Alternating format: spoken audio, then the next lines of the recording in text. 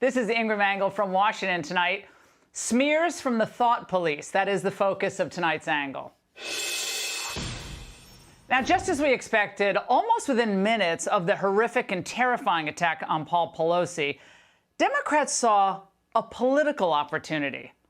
Now, this couldn't be seen as simply a reprehensible assault by a fringe lunatic on an elderly man. It had to be portrayed as a referendum on the entire Republican Party and then as a justification to limit political speech.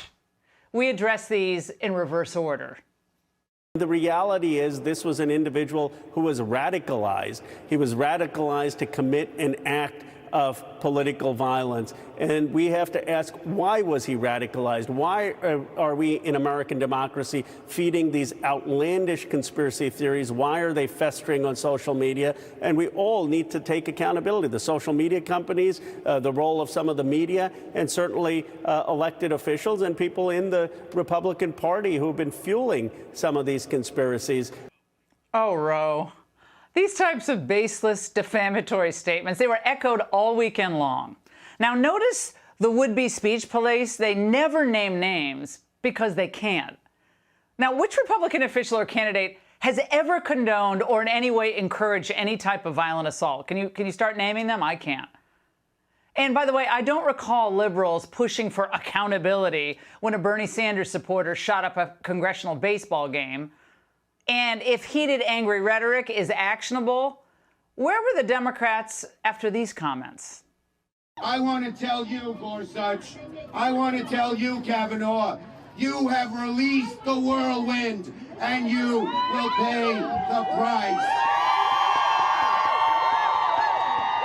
You won't know what hit you if you go forward with these awful decisions. And you will pay the price. And this summer, of course, a man was arrested near Kavanaugh's house with a plan to assassinate him. Now, New York Magazine called Republicans' criticism of what Schumer said, a smear, and defended Schumer's speech as clearly nonviolent. Now, Democrats' warped view of the First Amendment is that it protects their speech, no matter what. So they can lie and they can say Donald Trump colluded with Russia, or they can call him a fascist or a white nationalist, all with impunity. But Republicans calling out Schumer, Biden, or Pelosi for corruption, well, that's dangerous, and there needs to be accountability. And heaven forbid, if Republicans actually win, then the world, it's coming to an end. The only way this will stop is if sensible Republicans get control of their party back. And I don't predict that, but that is the only way this will change. And it's going to get worse. There's no reason to think this will stop or this will diminish without a much clearer statement from the leader of the Republican Party. Anything we are getting, as Juliette said, a wink and a nod and a kind of condoning through silence. This is going to continue. We're close to an election now. You have ads up with people shooting guns. You have, it's just rampant. It's just rampant. They're condoning it. Now, are these folks not aware of how rough the rhetoric has been throughout our almost 250-year history? They said Andrew Jackson was a king who was going to destroy America. They said Reagan was a warmonger, hell-bent on using nukes. They claimed that FDR was destroying the government and planned to rule as a dictator. And of course, Lincoln, he was savagely attacked even by his own side. And then don't forget, John Adams passed the Sedition Act so he could punish his critics.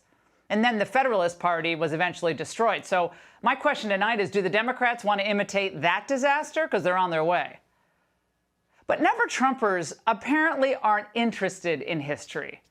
Because for them, it's all about feelings. And they feel like they can read Republicans' minds about Paul Pelosi. Everything is, yes, this is awful, but. No, violence is not acceptable, but. Democrats do it too. Progressives do the same thing, and they'll cite Scalise, they'll cite others. But that's not leadership. America, what do you think they're going to do with it when they get it? What do you think they're going to do? So they're only going to get worse, Michael. If you were wondering what their closing argument was for the midterms, you just heard it.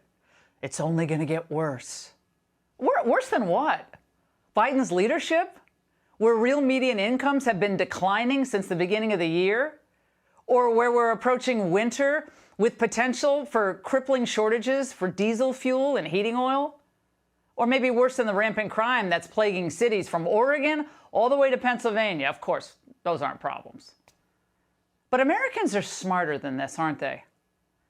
For all the most of the rabid leftists, their bread and butter economic issues for the American people, the ones that are front in mind, that are the ones that affect us every day.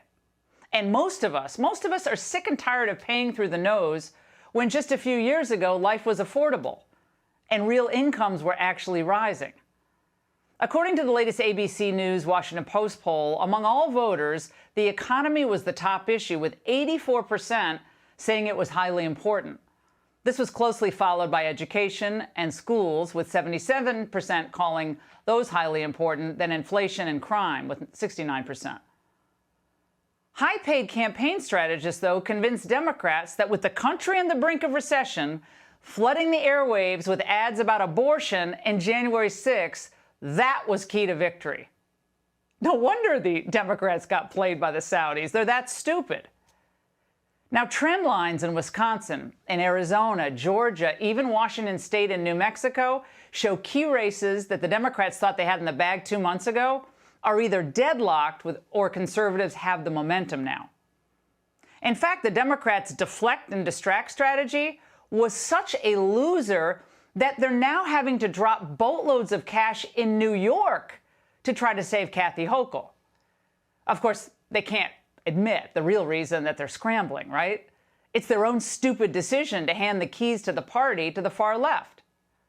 Which is why it's 8 days away from election night, and the best Democrats can do is quote Liz Cheney and sputter about QAnon on cable shows that have become parodies of themselves. Only a tiny sliver of America even knows what QAnon is. But I'm telling you what, they sure as hell know that they're paying every week a lot more just to keep their car on the road and food on the table. The party of FDR and JFK, man, it's lost its way.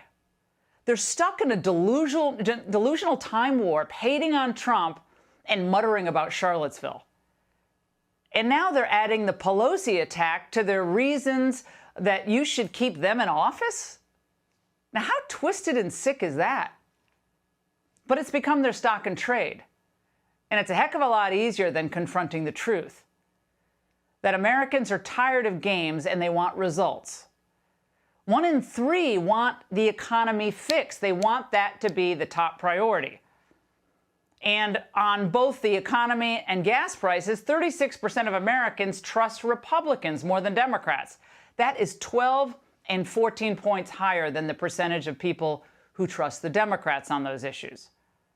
So Democrats aren't going to rebuild trust by just smearing conservatives in the aftermath of a horrible attack.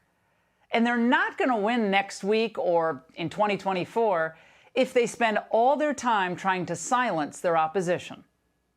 And that's the angle. Hey, Sean Hannity here. Hey, click here to subscribe to Fox News YouTube page and catch our hottest interviews and most compelling analysis. You will not get it anywhere else.